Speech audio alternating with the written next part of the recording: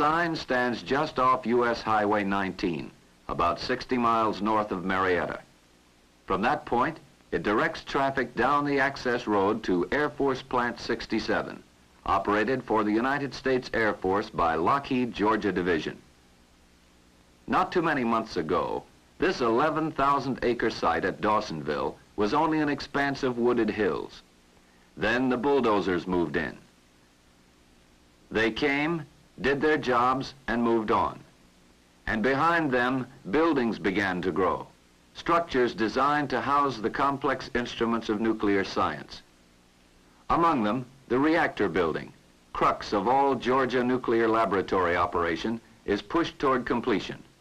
Assembly must get underway. In time, assembly begins. First, the 28-foot pressure vessel is hoisted out over the reactor pool. 40 feet down, the vessel will rest on a hydraulic lift, by which the reactor will be elevated to operating position. On the floor, the shield tank is separated into sections for mounting. And when installation is completed, the tank completely encircles the pressure vessel. Down below, the primary water system begins to take shape. Through this system, water from the reactor will be circulated through the heat exchangers located in the primary equipment pit, underground and adjacent to the reactor building. Here, the water will be cooled before it's returned to the reactor. As work goes on, the grid and scram damper assembly is brought into position for lowering into the pressure vessel. At the top, the intersecting members of the grid form square receptacles into which fuel elements will be inserted. Next to come is the inner tank. Under careful handling of controls, it goes into the pressure vessel without loss of time. In other areas, support facilities are shaping up as well. Storage tank and cooling tower for the reactor water are already in operation. And downhill from the reactor, but separated from it by a shielding wall, the drain and hold tank also is functioning. Radioactive water from the reactor will be held in this tank until it is safe to pump it to a seepage pit back in the hills. Here, every precaution will be used to assure safe disposal once operation begins. As for fresh water, it's available in ample supply from the Etowah River. On the river bank, a pumping station sends the water directly to the water treatment plant for purification before passing into a 400,000-gallon storage system. Plant protection is in charge of the firefighting equipment, based at a central location in the main area. Nearby is the warehouse through which flows a steady stream of supplies, as varied in character as the departments for which they're intended.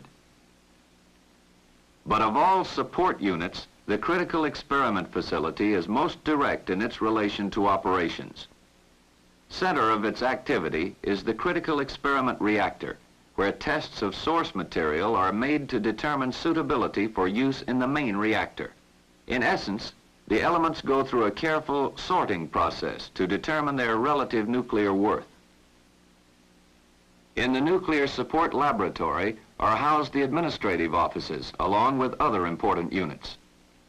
These include the weather station, where latest reports are analyzed in the light of their possible effect on reactor operations.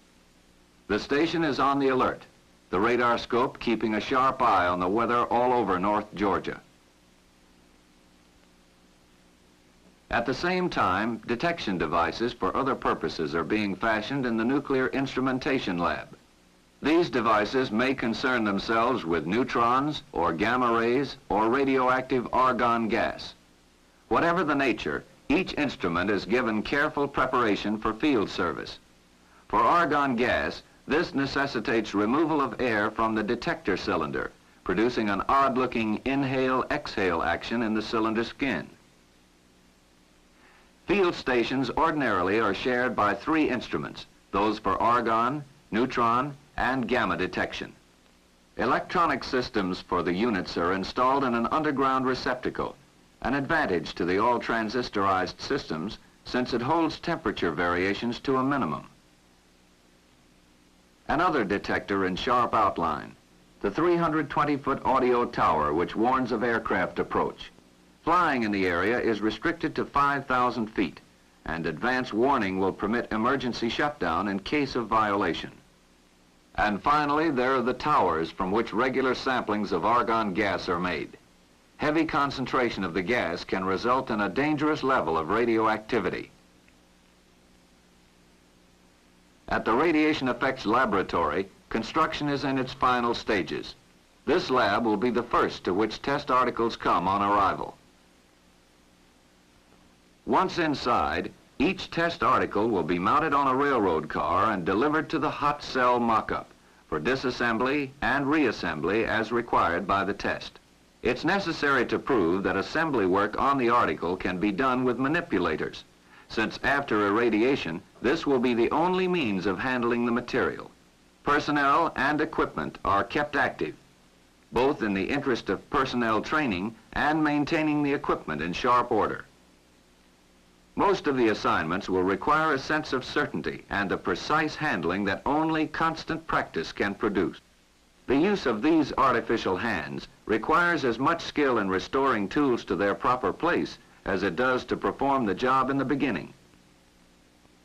Before operations begin, the hot cells are undergoing a rigid checkout for possible radiation leaks. The 1,000 Curie source travels in both lateral and vertical patterns, so that all surfaces of the cells are exposed.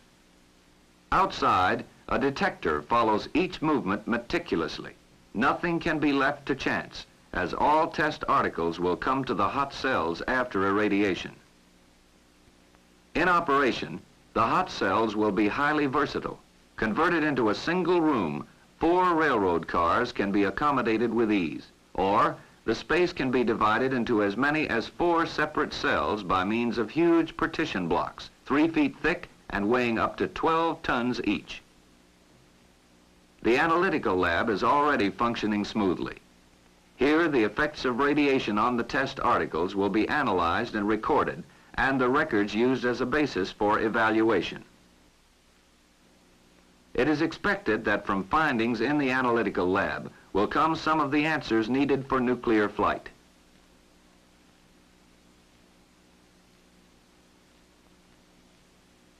The railroad between the Radiation Effects Laboratory and the Radiation Effects Facility is 2.5 miles long. It crosses the Etowah River and enters the hill country. Then, after a brief journey, emerges in sight of the reactor building.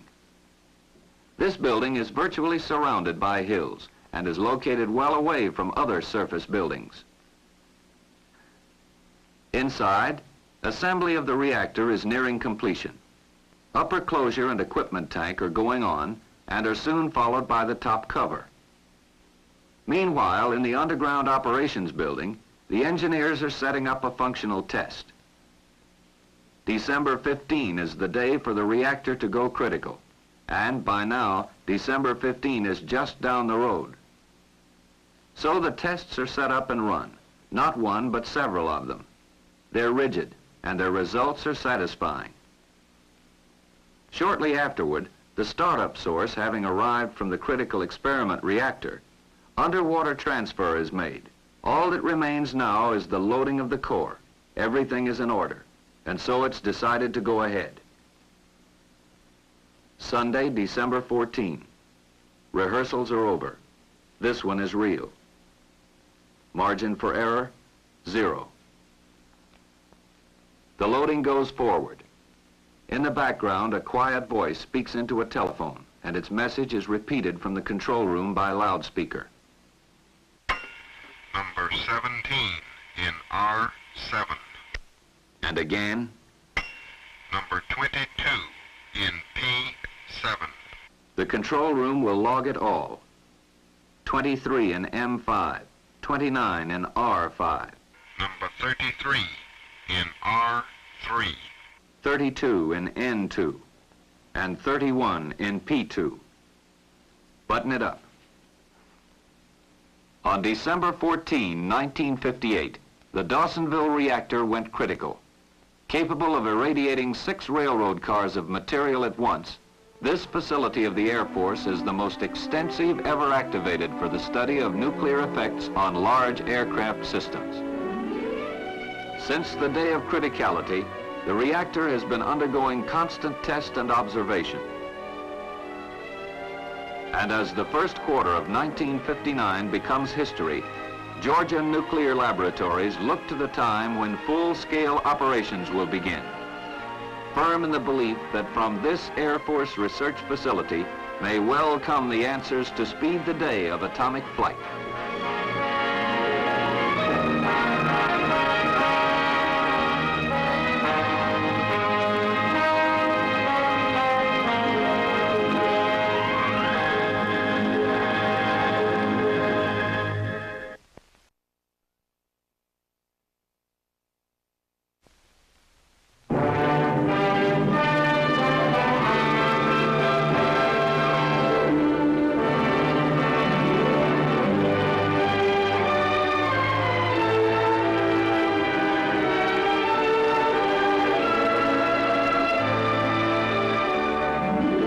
The sign stands just off U.S. Highway 19, about 60 miles north of